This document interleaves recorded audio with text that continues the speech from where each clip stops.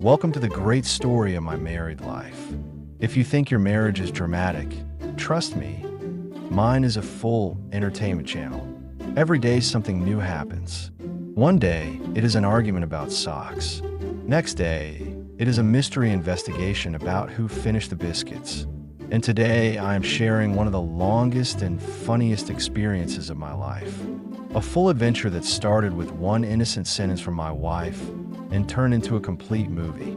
So sit back, grab your tea, because what I am about to tell you will make you laugh, relate, and probably thank God that your marriage is slightly less crazy than mine.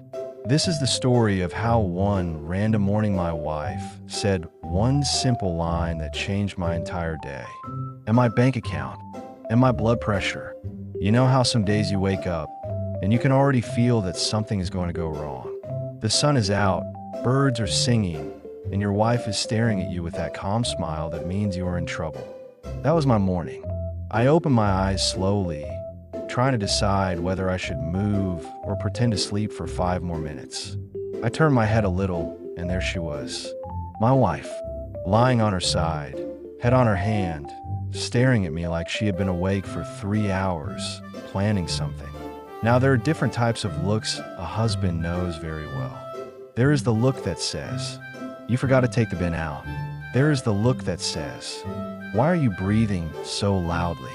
And then there is the dangerous one, the soft, gentle, suspiciously sweet look that says, "I'm about to change your life and your bank balance." She was giving me that one. I tried to act casual. I said, "Good morning." She replied in that calm voice, "Good morning." I could already tell. Something was coming. This is the trap. When your wife is too soft and too quiet in the morning, it is never a normal day. A normal day starts with, "Why did you leave your socks in the living room again?" Or, "Did you drink water?" Today it started with peace. That was the warning sign. She was still staring at me. I could feel it. I pretended to stretch like I was still half asleep. Then she said the line that every husband fears. She said, "I was thinking." Whenever a wife says, "I was thinking," a husband knows his relaxing weekend has officially been canceled. I said, "What were you thinking about?" She took a deep breath like she had been building this up for weeks and said, "We should go on a trip." Just like that. No warm-up, no small talk, no weather discussion. Straight into, "We should go on a trip." My brain was still loading. I was not even fully awake. I had not even checked my phone yet, had not stretched my back properly, and suddenly I needed to process the word trip. Different thoughts started racing in my mind at full speed. Trip means money. Trip means packing. Trip means asking for leave. Trip means pretending I know how to plan things. Trip means taking 500 photos of her at the same spot until she is happy. I try to keep my face calm. Husbands learn this art. Inside you're screaming. Outside you smile and say, "That sounds nice." But she knew. Wives always know. She narrowed her eyes for a second like a human lie detector and said, "Do not make that face. You look like you're calculating the cost." I was. Of course I was. I said, "Trip means where?" She said, "Anywhere. I just want to go somewhere. I am tired of this routine. Home, work, cooking, cleaning, same faces, same walls. I want a break. I want to go out with you. I want memories." And the way she said memories, that was emotional blackmail of the highest level. If she had just said, "I want a trip," I could have defended myself. I could have brought out the budget speech, the responsible adult lecture. But she said, "I want memories." Now I am not just saying no to a trip. I am saying no to memories. No husband wants to be that guy in the story later. She will be talking to her friends saying, "I always wanted to travel with my husband, but he never took me anywhere." Then all the friends will look at their husbands like, "See, at least he tries." No, I'm not taking that risk. So I smiled and said, "Okay, let us think about it." She sat up straight. That is another terrifying moment. When she goes from lying down to sitting up in 1 second, that is not casual anymore. That is project activation mode. She said, "Not think, decide. I am serious. I want to go. I want to go soon. Before we get old, and start complaining after walking 2 steps. I want to tell her. My knees already complain after 2 steps. But I stay quiet. She continued. We keep saying one day we will go, one day we will travel, one day we will see this place and that place. That one day never comes. I'm done with one day. I want a day. I looked at the clock. It was 8 in the morning. Today, my salary was still sleeping in the account. Even it did not know it was under attack. I tried to do a soft negotiation. I said, okay, calm down. Where do you want to go? That was my mistake. I opened the door. Her eyes lit up like festival lights. She said, I have a few ideas. Few ideas. That means she has been planning this for weeks, and I am only finding out now. She picked up her phone from the bedside table like a lawyer bringing evidence to court. She opened her notes app. There was a list. A full list. Places, dates, rough costs, even screenshots of hotels. I said, when did you make all this? She said in the most innocent voice, oh, just randomly, you know. Sometimes I get bored, so I plan imaginary trips. But we never go. So this time we were going. Imaginary trips. That was her soft test environment. Now she was pushing to production. She started reading the list. We can go here. It has a beautiful beach. Or this place. It has mountains. Or this one. There's a famous market. We can go for 3 nights. Or 4. Maybe 5. We will see. I was just staring at the screen, and all I could see were dollar signs dancing. While she was scrolling, I was running another program in my head. Bank account balance. Upcoming bills. Groceries. Electricity. Internet. Mysterious subscriptions I forgot to cancel. My practical brain and my married brain were having a debate. Practical brain said, this is not a good idea. Save money. Be responsible. Married brain said, say yes. Look at her face. She is genuine. She wants time with you. Remember all the times you said you were too busy. This is your chance to prove you care. Then my survival brain joined the meeting and said, if you say no now, you're sleeping on the emotional sofa for the next 6 months. I took a deep breath and said, okay, let's pick one place and go. She froze. You know that moment when your wish comes true and you do not believe it for a second. She looked at me like I had just proposed again. She said, are you serious? I said, yes. Let's go. Let's actually go this time. She did a little mini victory dance, sitting on the bed. Hands in the air, hair all over the place, huge smile. Then she looked at me with full excitement and said, we will go soon, right? Not next year. Not next century. Soon. I do not want this to be like your diet. I said, soon. Relax. We will go soon. She said, how soon? I said, let us check dates. Maybe next month. She made a face. Next month means doubt. Next month means later. Later means never. She wanted urgency. She said, next month is so far. Why not this month? I said, because this month I still have to pay things. She replied, you always have to pay things. That is life. Bills will always be there. But we will not always be young and free. Young and free. She was hitting all my weak points. Then she brought the final attack. She said softly, I'm not asking for something crazy.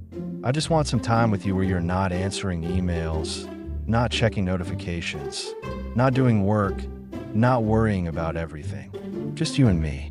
I want to see you relaxed and happy. When was the last time you were truly relaxed? I was silent. The last time I was truly relaxed was probably when I was a child, and my biggest problem was my pencil breaking during homework. She put her hand on my arm and said, we deserve this. Now what do I do with that sentence?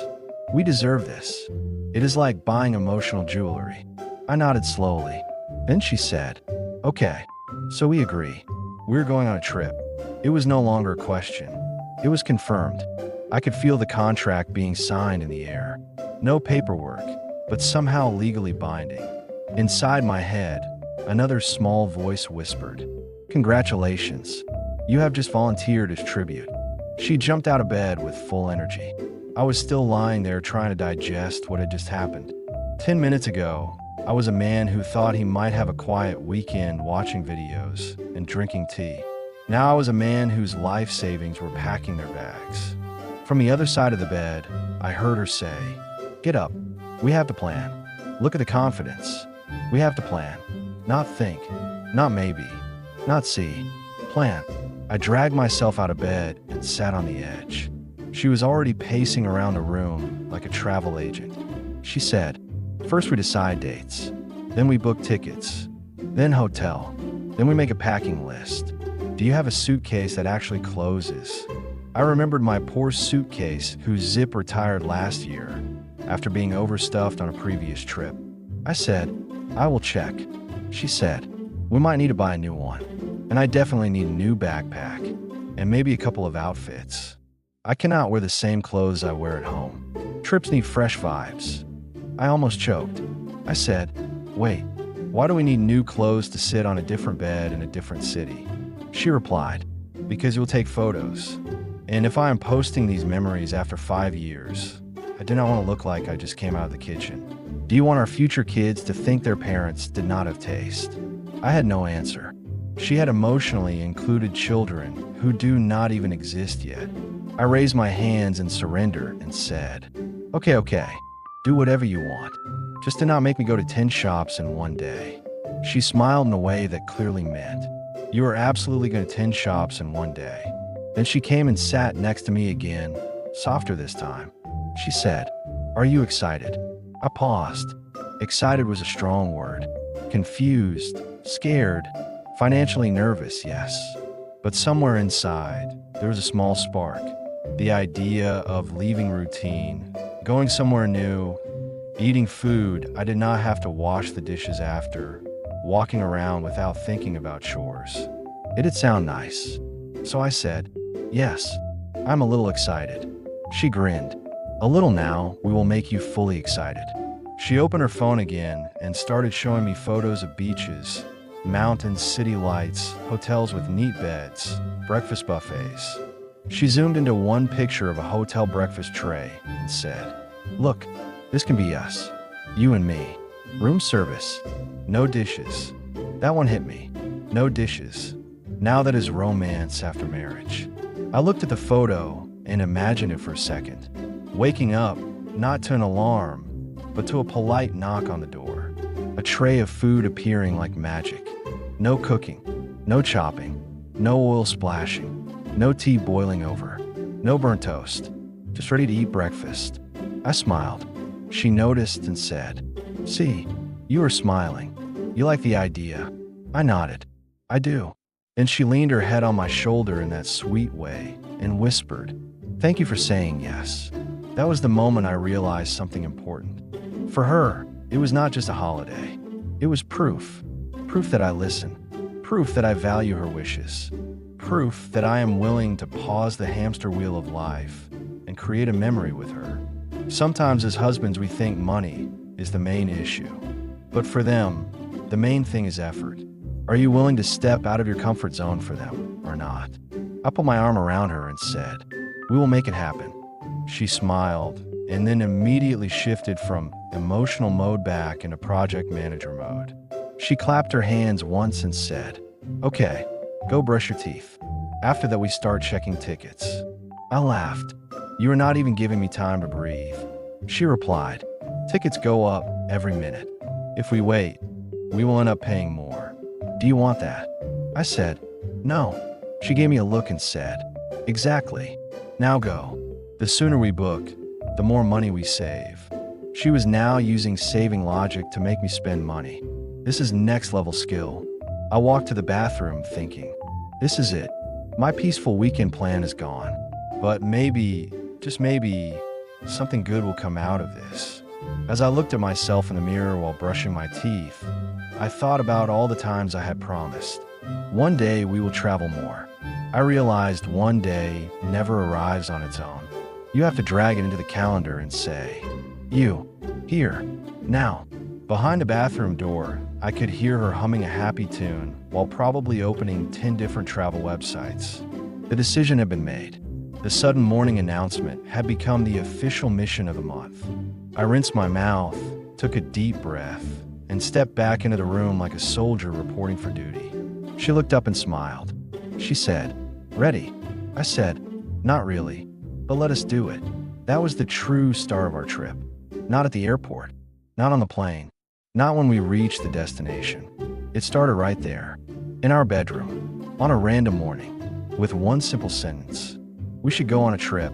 I had no idea this one sentence would lead to ticket drama, packing chaos, airport confusion, flight stories, hotel adventures, and enough memories to fill an entire 1-hour video.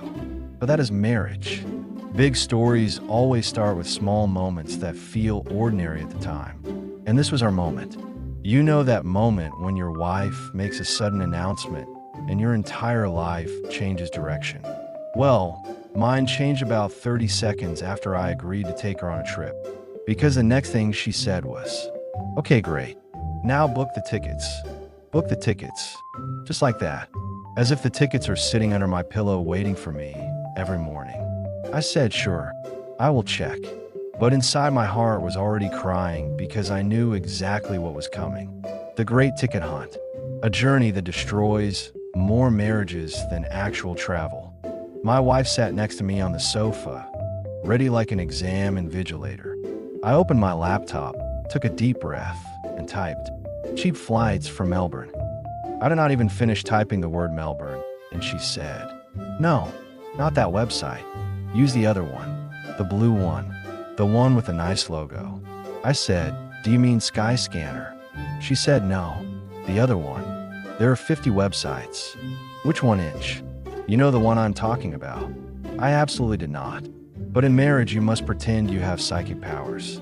So I opened random booking websites one by one. She said no, then no again, then again. Finally, after 15 minutes, she said, "Yes, this one.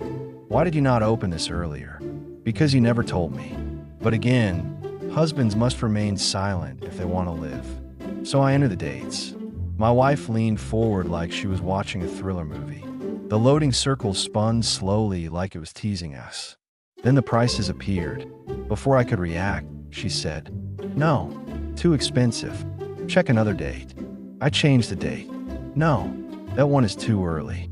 I cannot wake up at that time." I changed again. "No, that one is too late. I cannot fly that late." Changed again. "No, not that airline. Their seats are uncomfortable." At this point, I felt like I was applying for a visa to go inside her heart, because every option was getting rejected.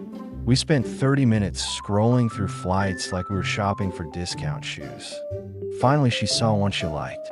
Not because it was cheap, not because it was perfect, but because the little plane icon was cute. She said, "Yes, this one. Book it." I clicked book. The form opened. Then came the real exam.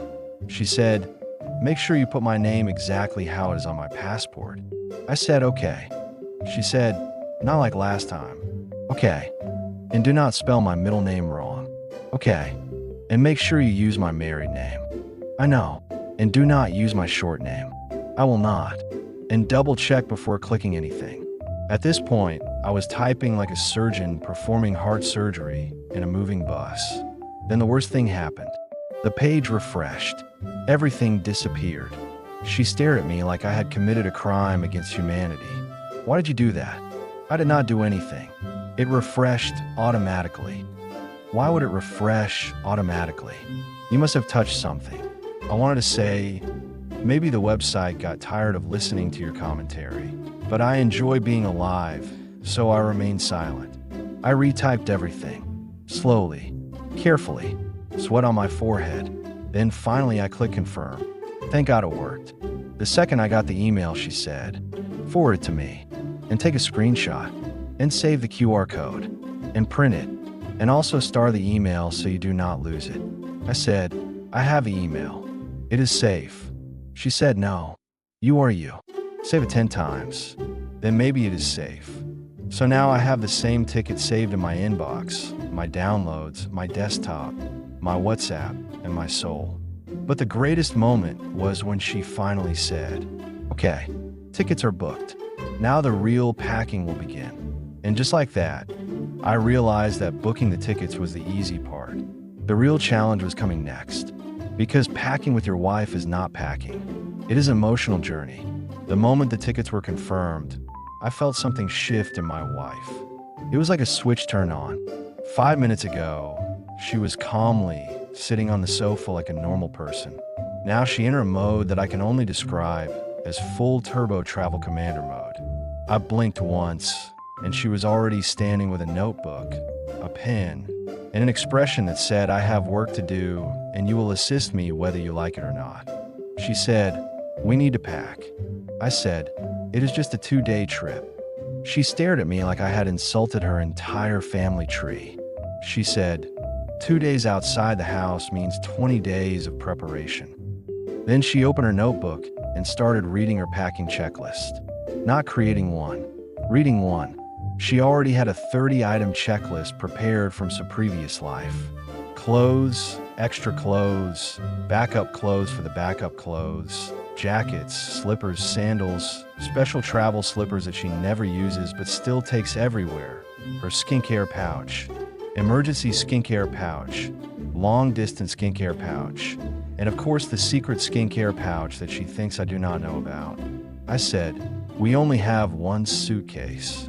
She said, "Then we need to be smart." In my heart, I knew the word we meant me. I would be the one losing space. She would be the one packing the entire house. She went into the bedroom and started selecting outfits like she was preparing for a full Bollywood film shoot.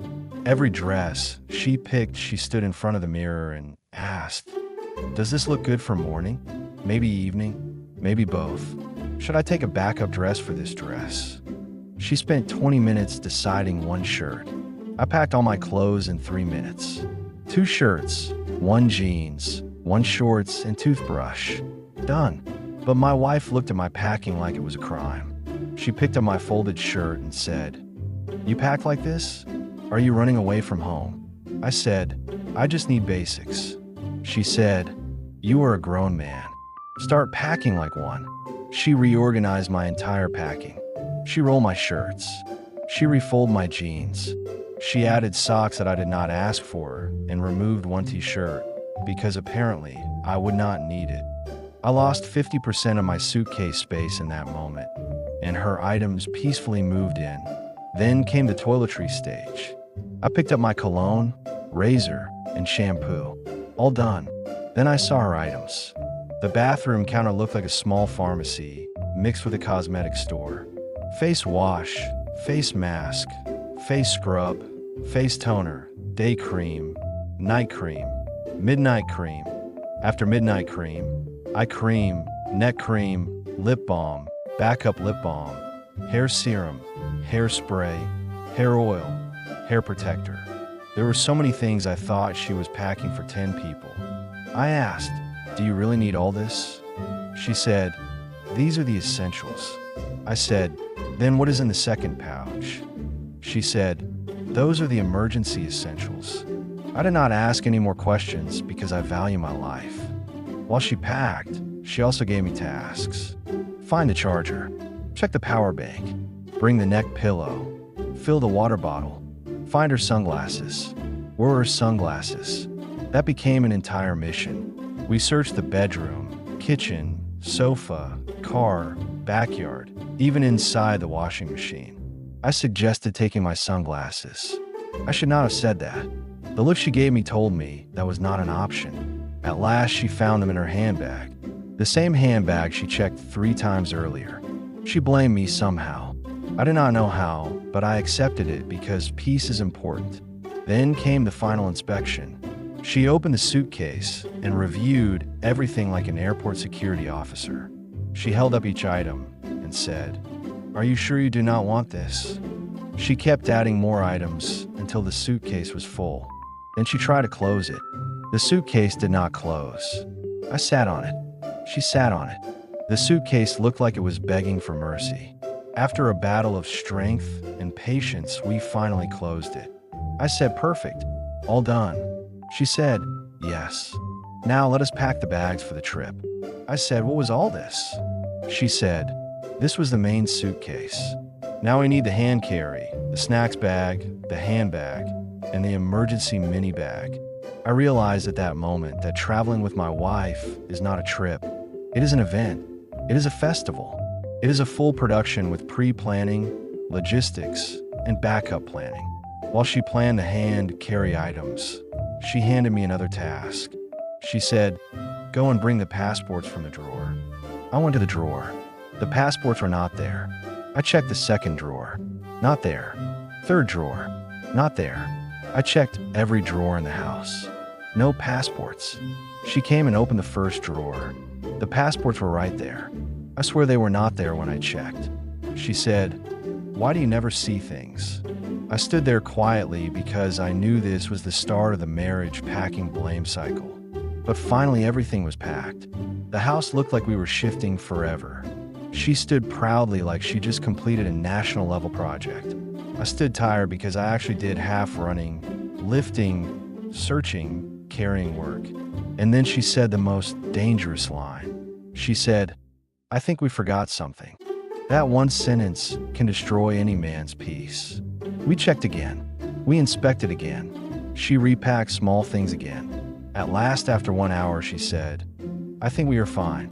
And just when I thought we were truly finished, she said, "Wake up early tomorrow. We need to leave on time." I said, "What time?" She said, "We will decide in the morning." That was the moment I realized the packing is done, but the chaos is just beginning. The trip is not even started yet, and I already needed a vacation from the vacation. The moment we stepped out of the house with our suitcases, I understood something very important about marriage. Vacations do not begin when you leave home.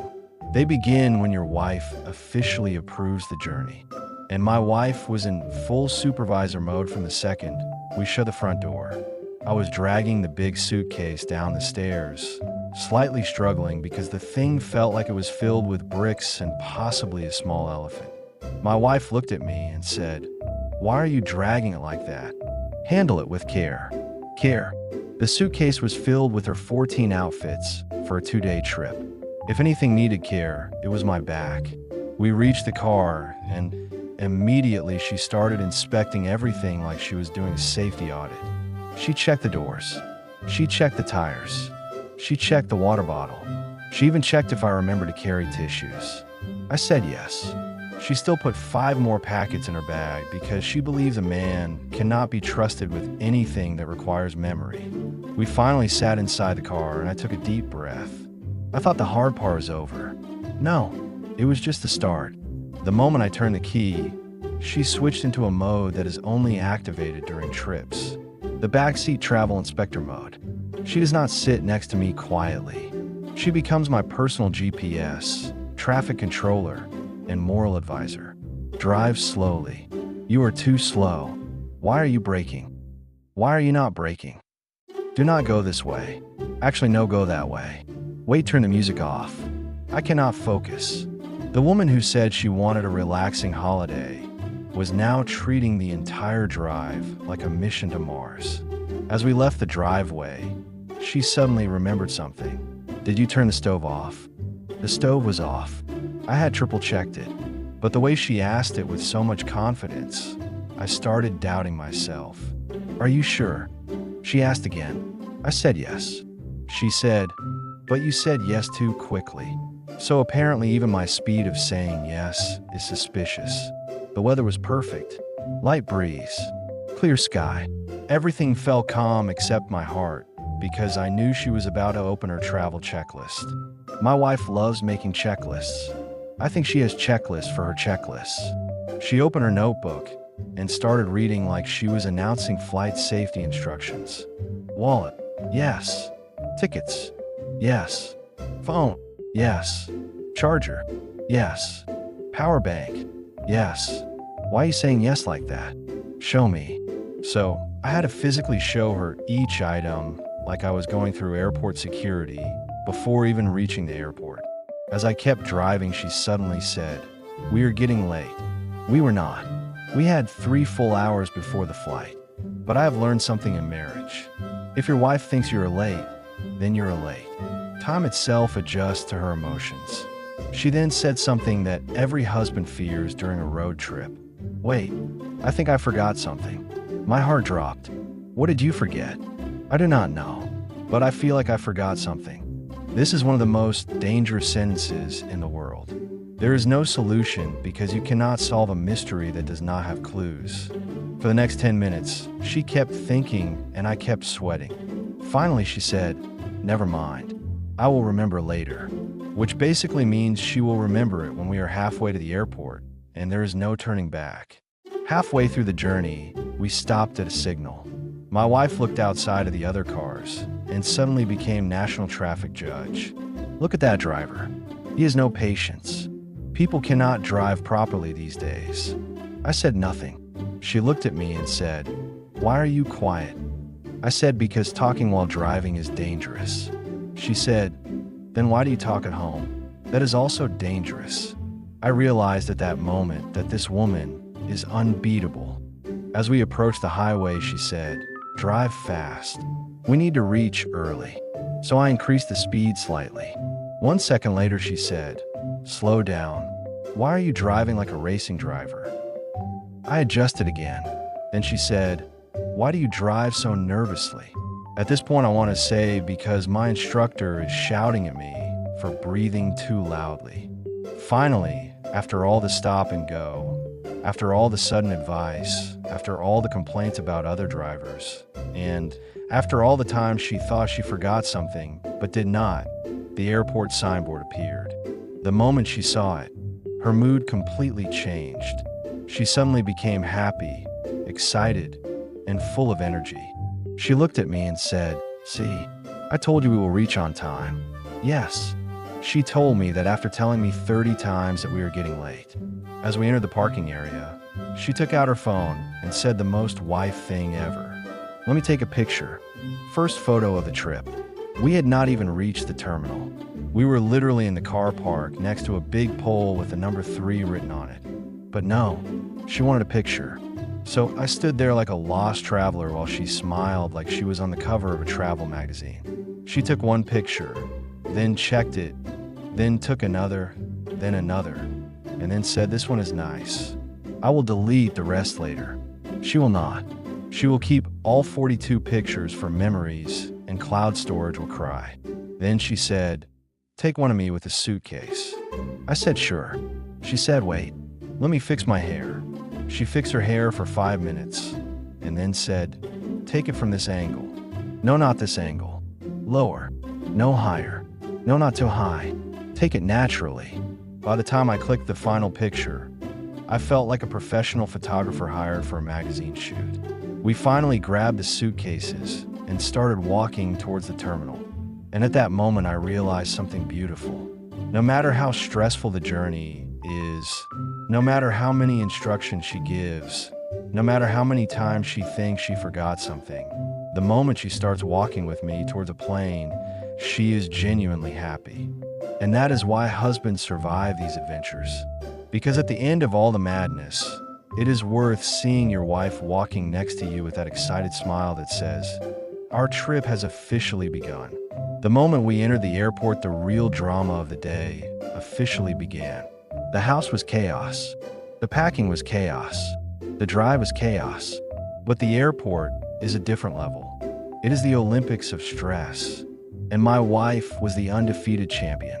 The sliding doors opened, and a rush of cold air hit us like the airport was saying, "Welcome to the place where nobody knows what they're doing."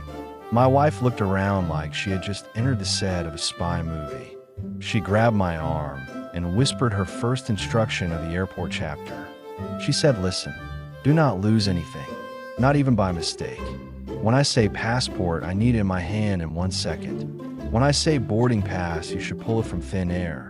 When I say bags, you should already be holding them." At that moment, I realized my wife does not see me as her husband. She sees me as an assistant she hired for 0 salary and long working hours. We walked toward the check-in counter. That is when the first mini earthquake happened. My wife suddenly said, "Where's the passport bag?" I froze. My blood pressure dropped. My heart paused. My brain said it is over. She's going to blame me, even though we both know she packed it. I checked my pockets. I checked the bag. I checked the side pockets. I even checked my shirt pocket, which I never use. I said, "I do not have it." She looked at me like I just confessed to a major crime. Then she opened her own handbag, and the passport bag was sitting right on top like a king relaxing on a throne. She said, "See, I knew I kept it safe. You should trust me more." Trust. That is an interesting word to use after almost giving me a heart attack. We got in the queue. My wife stood there with the confidence of a frequent traveler. I stood there like someone who came to return something to a store but did not keep the receipt. Then came the check-in counter. The staff asked where we were flying. Before I could open my mouth, my wife answered with full attitude. She said we were going on vacation, as if this was a personality test. The staff smiled and asked to put the bags on the belt. My wife put her bag gently like she was placing a newborn baby. Then she looked at how I placed mine and said, "Why are you throwing things? Respect the luggage. It is traveling with us." After check-in came the security check. This is where humanity becomes a comedy show.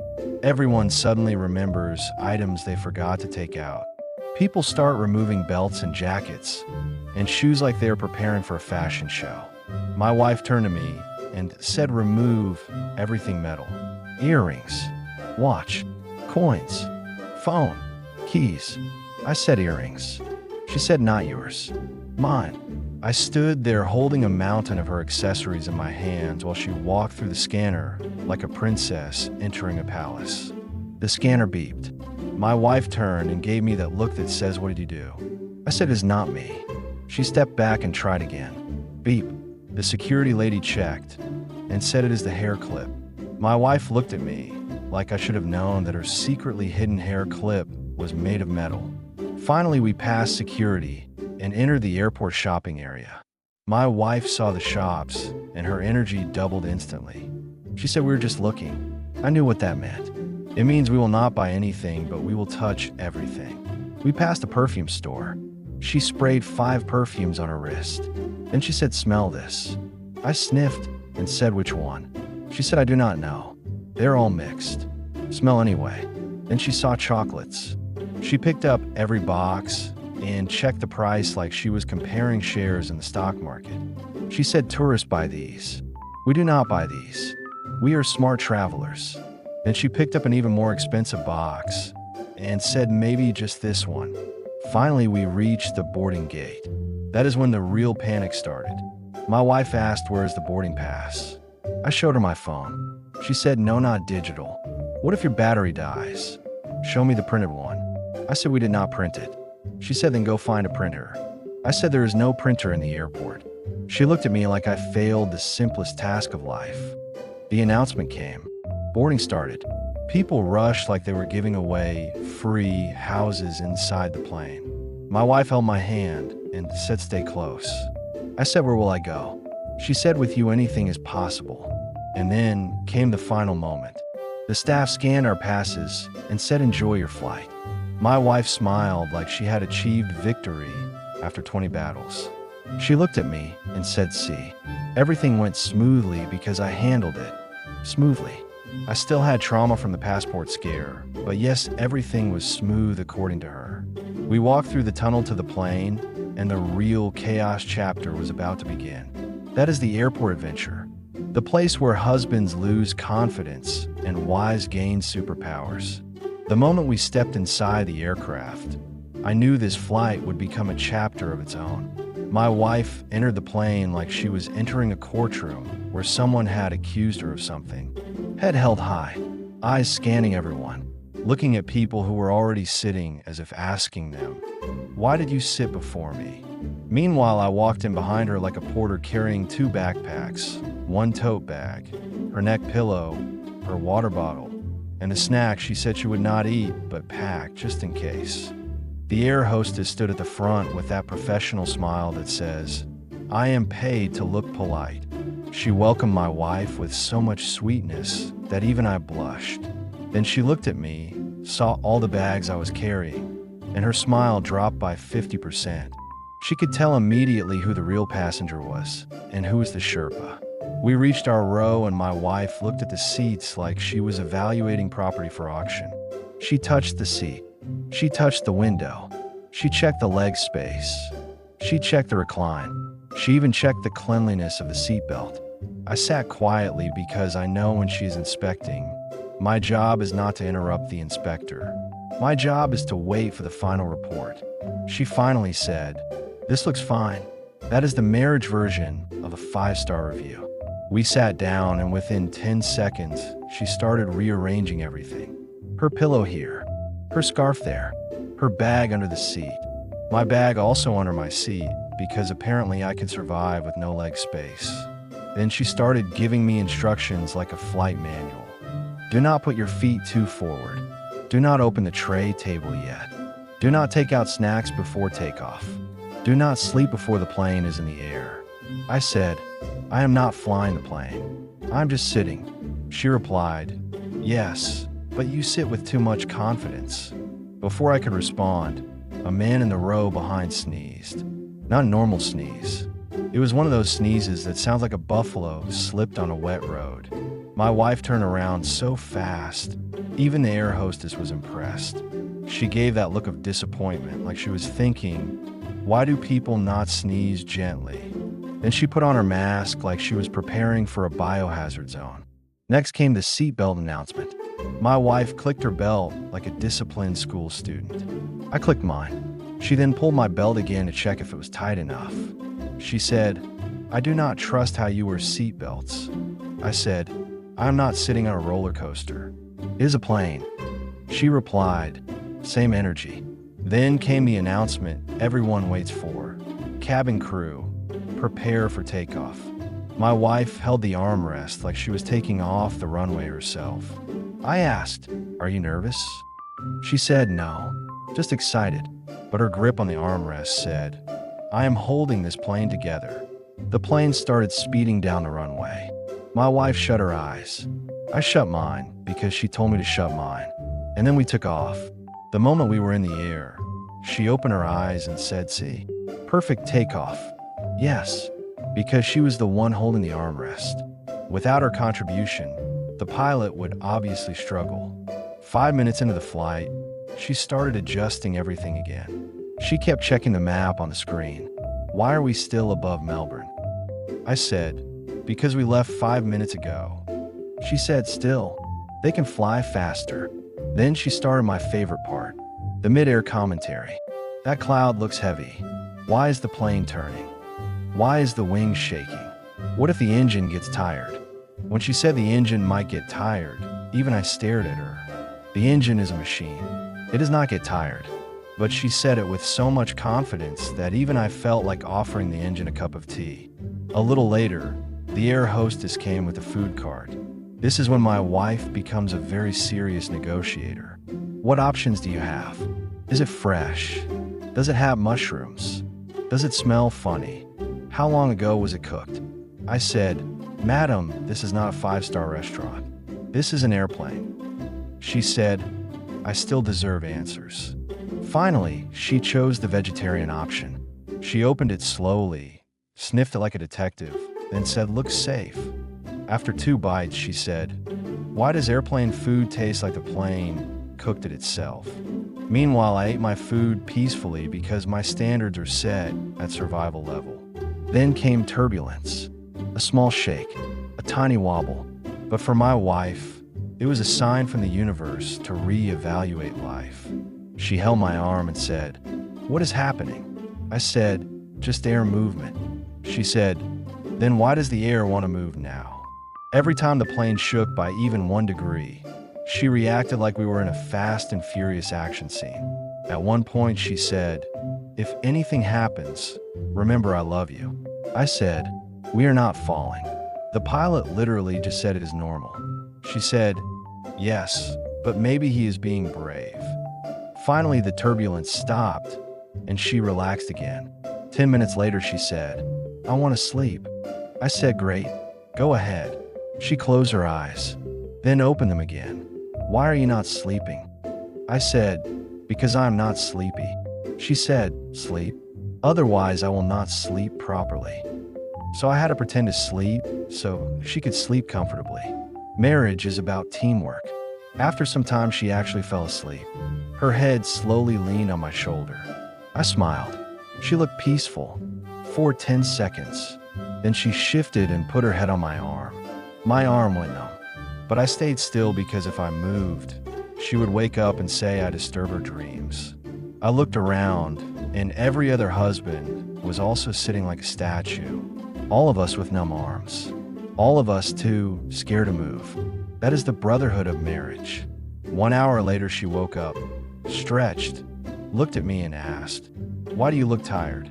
I said, "Because I did not move for 1 hour." She said, "But you were sleeping." I said, "I was acting." She said, "Good job." No sympathy, just performance evaluation. Finally, the pilot announced the landing. My wife again held the armrest like she was the co-pilot. The plane touched the ground. Smooth landing. My wife said, "I told you everything will be fine," as if she personally guided the aircraft down with her mind. We finally came to a stop, and my wife stood up immediately. I said, "The door is not even open." She said, "I do not care.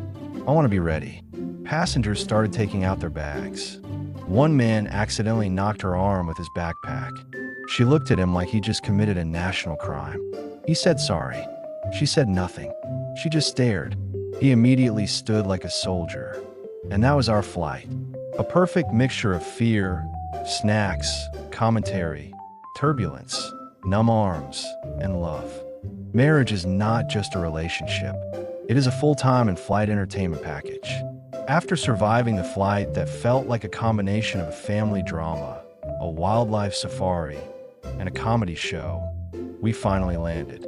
The moment the tires touched the runway, my wife did the usual ritual all wives do on every flight. She unlocked her phone immediately, even though we were still sliding at full speed. I said, "We are still moving." She replied, "Yes, but my phone is faster than this plane." The flight attendant said, "Please remain seated until the seatbelt sign turns off." My wife had already stood up, opened the overhead compartment, and removed 3 bags. The seatbelt sign was still shining like a police siren. I whispered, "Sit down.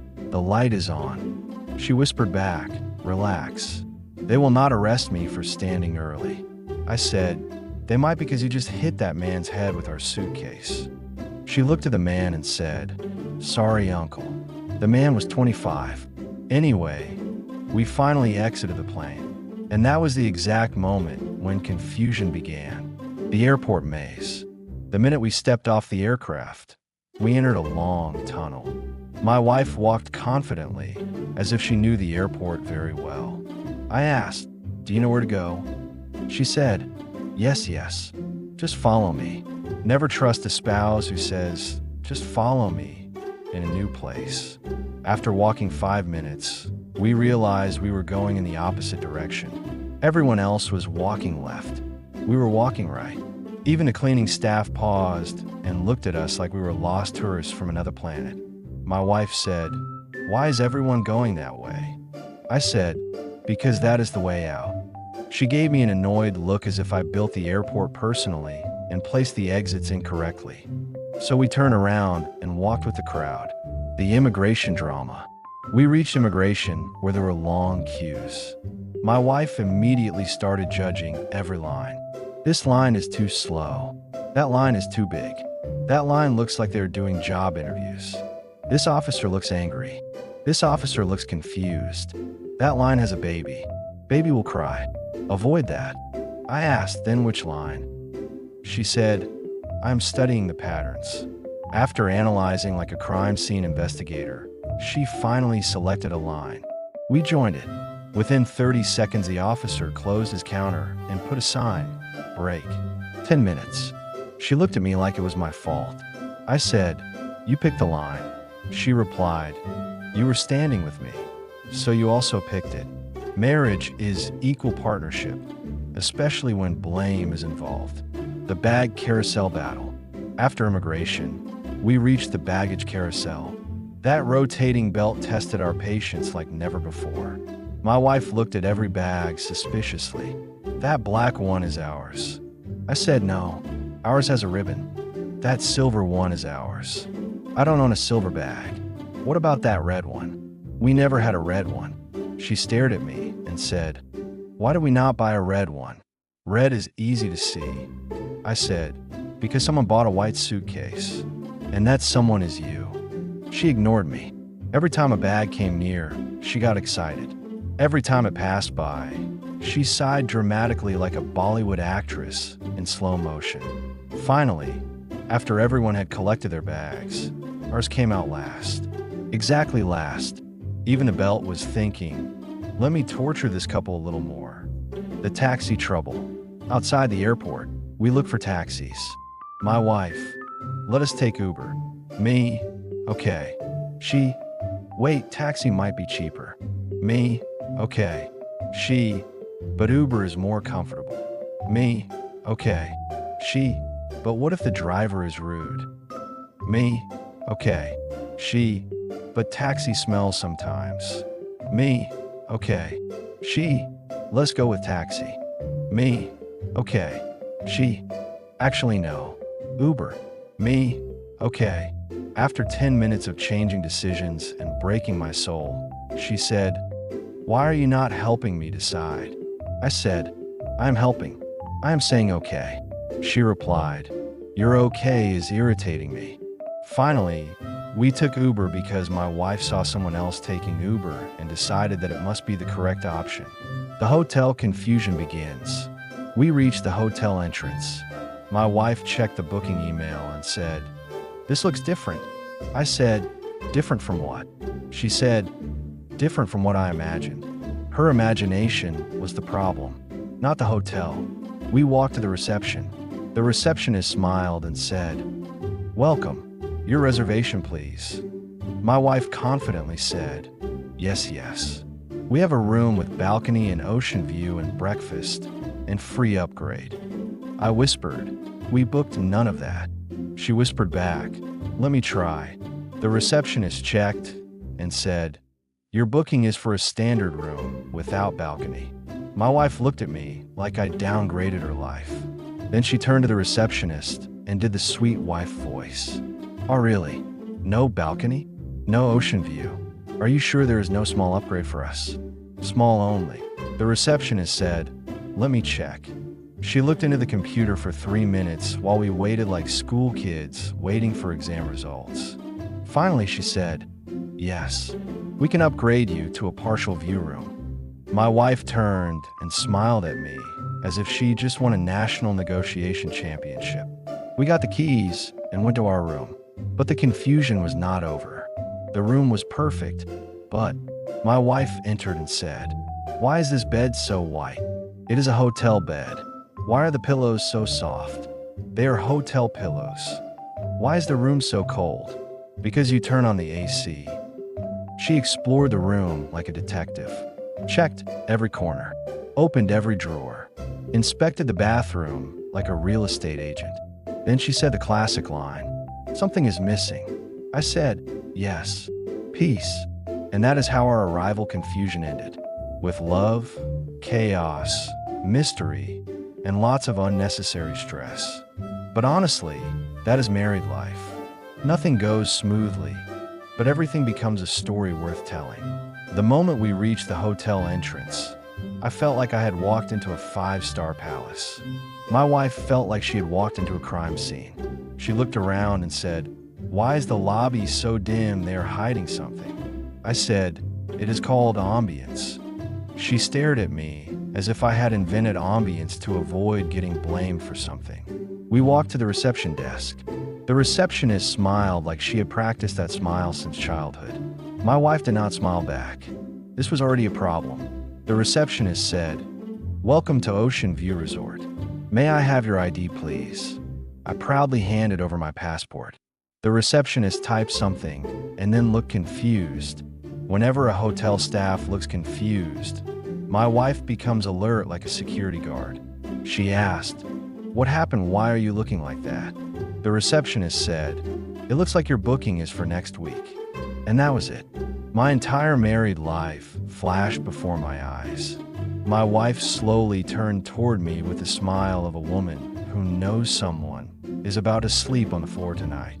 I said, no, that cannot be. I booked today. My wife said, you booked wrong again. I knew it. The receptionist double-checked.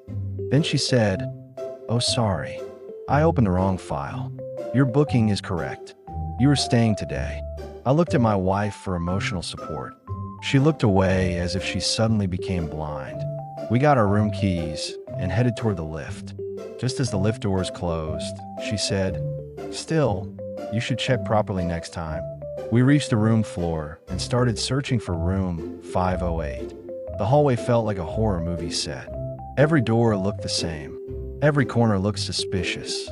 My wife kept saying, "See, this is why I prefer staying at home." Finally, we found our room. I tapped the card. The light turned red. My wife folded her arms. I tried again. Red. I tried again with more confidence. Red. My wife said, "Move. Let me try." She tapped once. Green. Door opened. She walked inside with the confidence of a queen. I followed behind like a personal assistant. Inside the room, she started inspecting every corner. She checked the bed sheets, the pillows, the bathroom, the balcony, even the kettle. She opened the cupboard and said, "Why is there only one bathrobe? They know two people booked the room. Why are they hiding the second bathrobe?" I said, "Maybe someone stole it." She looked at me like I stole it. Then came the biggest problem. She said, "Why is there no full-length mirror? How am I supposed to get ready for photos?" I said, "We came for vacation, not a fashion show." That sentence was the biggest mistake of my life. She said, "Excuse me, vacation means photos. Otherwise, how will people know we came here?" While she was talking, I sat on the bed. The bed made a small sound. She looked at the bed like it committed a sin. She said, "Why did it make that noise? Is the bed weak? Is the room old? Why is everything suspicious here?" I said, "It is just a bed. It is not going to break." Then I sat again to show her. The bed made a louder sound. She shook her head. "We are changing the room." Before I could say anything, she called reception. "Hello, yes, this is room 508. The bed is making strange sound. Please give us another room." Within 5 minutes, a staff member came to take us to another room. This new room was exactly the same size, same shape, same everything. But my wife entered the room like she had bought it with her own money. She said, "Yes, this is better." I whispered to the staff, "It is the same room." The staff whispered back, "Sir, please do not say that." Once we settled in, she took 10 minutes to reorganize everything. She hung clothes, arranged toiletries, set up her makeup corner, placed snacks in order, and created a mini command center. Meanwhile, I unpacked my one t-shirt and placed it on the table. She looked at me and said, "Why are you making the room messy?" I said, "It is just one t-shirt." She said, "Still, fold it." I folded it like I was folding national flag. When we finally had a moment to sit down, she looked at me with a smile and said, "See how relaxing trips are?" I nodded, even though we had not relaxed a single minute. Then she said, "Tomorrow morning we go sightseeing. And we're something nice. Do not spoil the photos." I said, "Of course I will." And that is the exact moment I realized the hotel check-in is not the real challenge. The real challenge is surviving the trip with your dignity. After the hotel check-in drama finally ended, and I had recovered from the emotional trauma of carrying 14 bags that all apparently contained items my wife absolutely needed, even though she would use none of them, we finally stepped out of the hotel to explore the city. It was our first morning as tourists, and let me tell you, we looked like completely brand new baby tourists who did not understand anything about how the real world works. My wife woke up excited at 7 in the morning. She shook my shoulder and said, "Wake up. We did not travel all this way to sleep." I said, "But sleeping is free. Everything else here is very expensive." She ignored that and started planning the entire day like a tour guide who ate too much sugar. She had already made a list of 10 places to visit before lunch. I knew immediately that half of those places do not even exist or are at least 2 hours away. But when your wife is excited, you must match her energy. Otherwise, she says you are not romantic. The first thing we did was try to find breakfast. I thought this would be easy. Just walk to a cafe and eat something simple. But no, My wife said, "We must find a cafe with the right vibe." I did not even know breakfast had vibes. I thought food is food, but apparently not. We walked past 7 cafes because the chairs did not look comfortable enough, or the lighting was too bright, or the menu did not have anything with avocado. After 20 minutes, my stomach started making noises like a construction site. I told her I will eat anything. I will eat the furniture if needed. Finally, she agreed to a cafe that looked exactly like the first cafe we skipped. Inside the cafe, we ordered avocado toast for her, a simple breakfast for me. The waiter brought hers in a beautiful plate with flowers on the side. Mine looked like leftovers someone reheated. She took one bite of hers and said, "Yours looks better. Let us swap. That is marriage. Nothing belongs to you. Everything is community property." After breakfast, we started walking like real tourists. My wife had her phone out like she was doing a documentary. Every building became important. She took pictures of trees, traffic lights, and even a pigeon that was minding its own business. She took so many pictures that I was walking alone most of the time while she stood 10 steps behind saying, "Wait, this angle is better." I think she captured more photos than an entire wedding photographer team.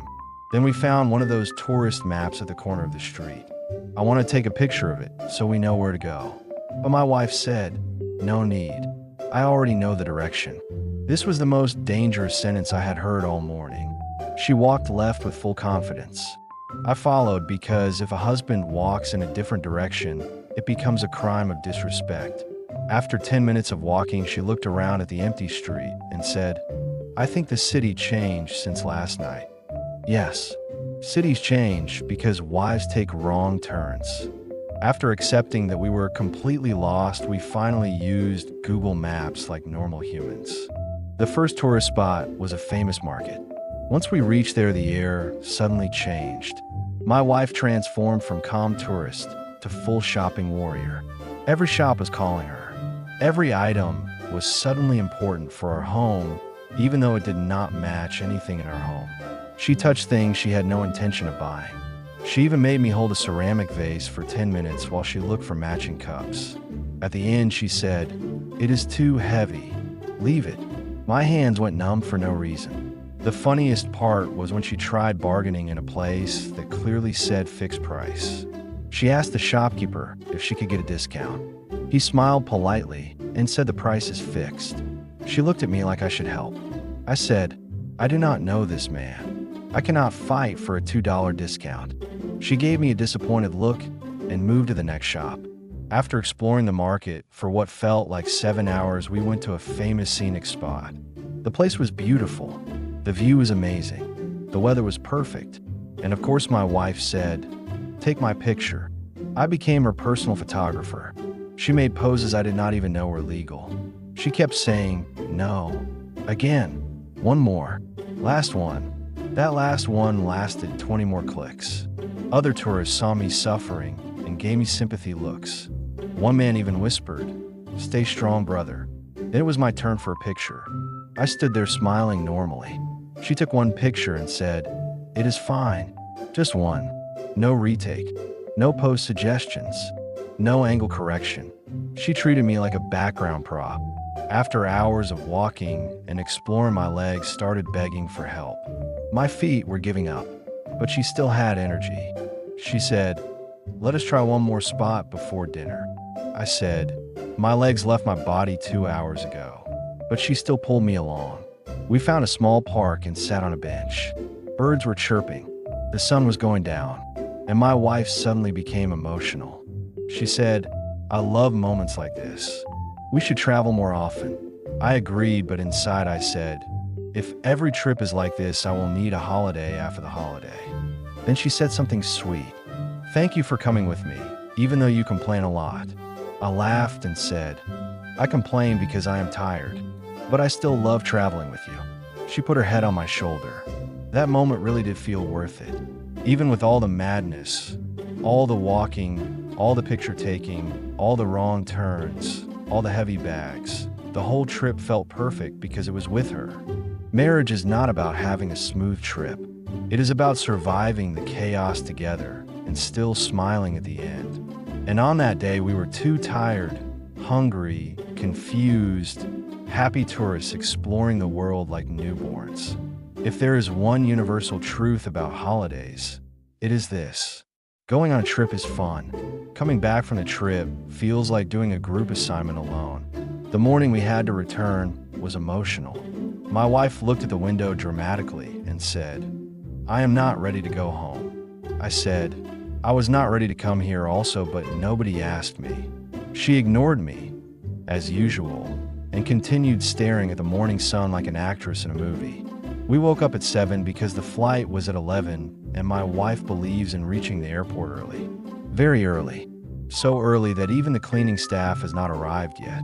I told her, "We can sleep for 30 more minutes." She said, "No, we need to pack everything properly." I said, "We already packed last night." She said, "That was trial packing. This is real packing." So the suitcase drama began once again. My wife packed everything, unpacked everything, then packed again. She folded the same clothes 11 times. She checked the drawers 4 times. She opened the safe, even though we never used it. She even looked under the bed like a detective searching for fingerprints. I sat on the edge of the bed like a useless background character. Finally, she zipped the suitcase with the same energy a wrestler uses to finish a match. We dragged the luggage to the lift. The lift made that small ding sound and opened, revealing 5 other tourists with 20 bags. Everyone looked tired. You know that face after a trip? The face that says, "I need a holiday from this holiday." We checked out from the hotel reception. The receptionist asked, "How was your stay?" My wife said, "Wonderful, beautiful, amazing." I said, "The pillows were too soft." My wife pinched my arm immediately. The receptionist pretended not to notice, but I know she saw everything. Outside the hotel, I tried to call a taxi, but the network said no. My wife said, "Give it to me." She held the phone high in the air like Simba from Lion King, and suddenly the network came back. We reached the airport, and one thing was clear. Going back home means carrying more luggage than coming here. My wife bought souvenirs for everyone. For family. For extended family. For neighbors. For neighbors' cousins. For neighbors' cousins' pets. I asked, "Why do we need all this?" She said, "It is the thought that counts." I said, "But it is my back that carries."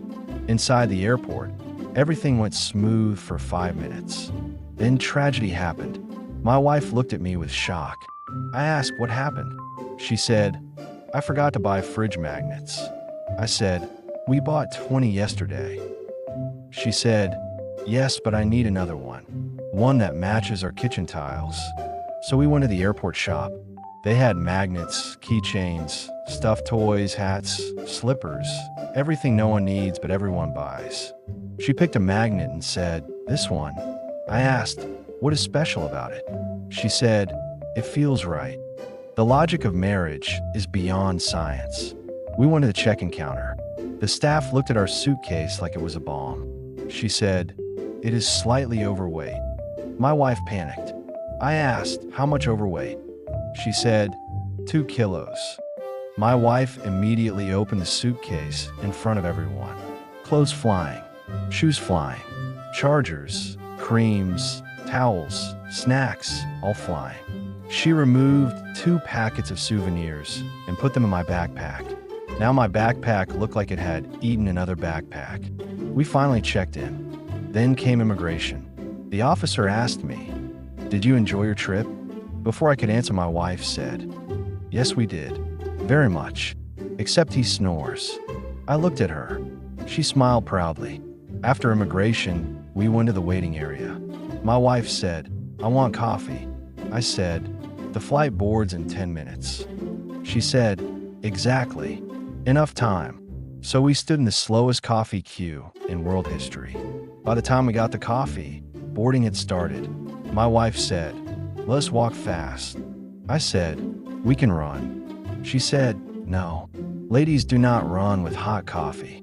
We reached the gate. We were the last passengers. The air hostess smiled, but I know inside she was saying, "Here they come." We took our seats. A crying baby sat behind us. A man with a cold sat beside us, and a man who clearly hates deodorant sat in front of us. Perfect. As the plane took off, my wife held my hand tightly like she always does. I looked at her. She looked to the window. The whole trip, with all the chaos and madness, felt worth it in that moment. During the flight, she slept on my shoulder. My shoulder went numb, but I did not move. Because this is marriage. You suffer silently. She woke up halfway and said, "I am hungry." I said, "We had breakfast." She said, "That was morning food. This is plain food." We ordered snacks. I paid. She ate 90%. She then asked, "Do you want some?" I said, "What is left?" Air. After 4 hours, the plane landed.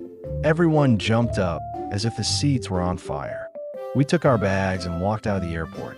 The fresh air felt amazing. My wife looked at me and said, "This trip was beautiful. Thank you for bringing me." I smiled. She smiled. We hugged. Then she whispered, "Next time we will plan a longer trip." My back cried, but my heart felt full. Because yes, this is marriage. Crazy, stressful, silly, sweet, unpredictable, and absolutely perfect in its own weird ways. This was our one small trip that felt like 10 seasons of a family drama. Tickets, packing, airport, flight, hotel, shopping, coming back. And I still love this woman. I complain a lot, but I would still do it all again. After some rest and 2 painkillers. Now I want to hear from you. Have you ever experienced anything like this with your partner? Did your simple trip also turn into a full action movie? Tell me your funniest marriage or travel story in the comments. I will read every single one. Before I share my next experience, I have one small request. Please like the video, write your story in the comments, and subscribe to the channel. Become part of this crazy family, so we can laugh together at married life, instead of crying alone in the corner. Thank you for watching. Take care of yourself. Take care of your partner. And remember, there is no such thing as a simple trip after marriage.